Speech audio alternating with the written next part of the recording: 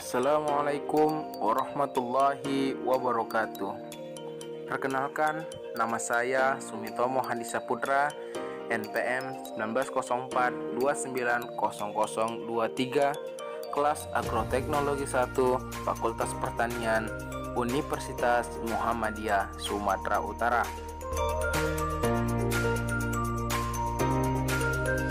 Di sini saya akan menjelaskan tentang teknik budidaya kelapa sawit dari mulai pembibitan, pemanenan hingga replanting.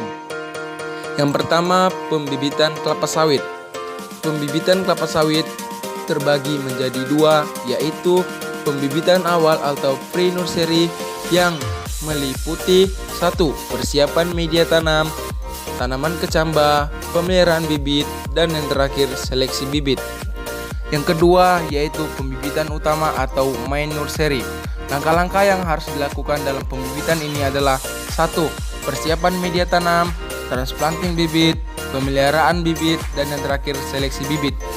Kemudian yaitu penanaman kelapa sawit di lapangan. Hal-hal yang harus diperlakukan adalah sebagai berikut.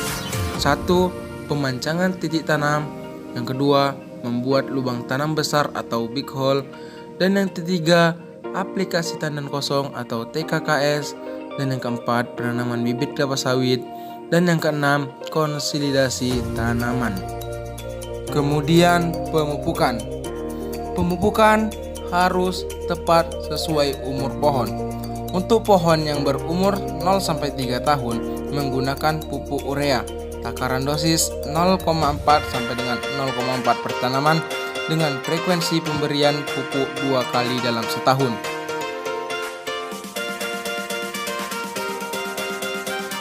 Kemudian pengendalian hama ulat pemakan daun kelapa sawit dengan cara semprot menggunakan racun Chicks dengan bahan aktif deteksi P-metri. Lalu larutan dicampurkan yang menghasilkan warna putih. Kemudian disemprotkan ke semua bagian pelepah pohon kelapa sawit yang belum menghasilkan dengan dosis 1-6 ml per pohonnya yang disemprotkan secara menyeluruh. Kemudian 5 menit setelah penyemprotan, ulat akan jatuh.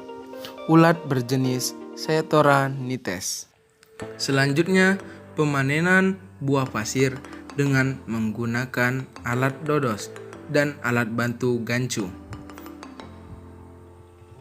Kemudian hasil tersebut dikumpulkan di tempat pemungutan hasil atau TPH. Berikut adalah pembersihan piringan kelapa sawit dengan menggunakan pembabatan. Tujuan ini dilakukan untuk mengurangi gulma yang ada di sekitaran kelapa sawit dan memudahkan untuk pengutipan berondolan.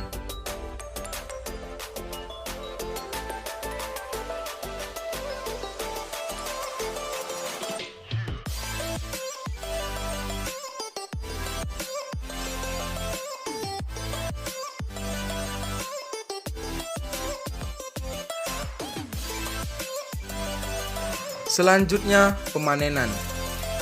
Pemanenan dilakukan dalam waktu 2 minggu sekali atau sebulan 2 kali. Kegiatan panen ini membutuhkan teknik yang khusus untuk mendapatkan hasil yang berkualitas.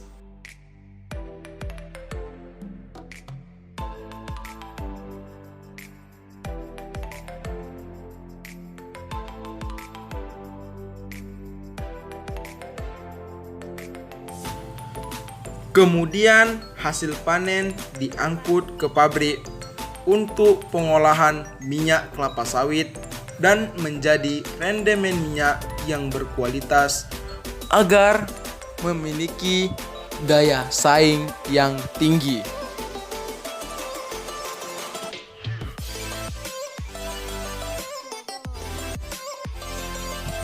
Dan yang terakhir adalah replanting.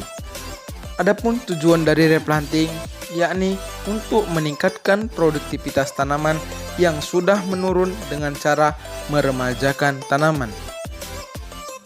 Dan replanting berguna juga untuk memperbaiki tingkat kerapatan tanaman.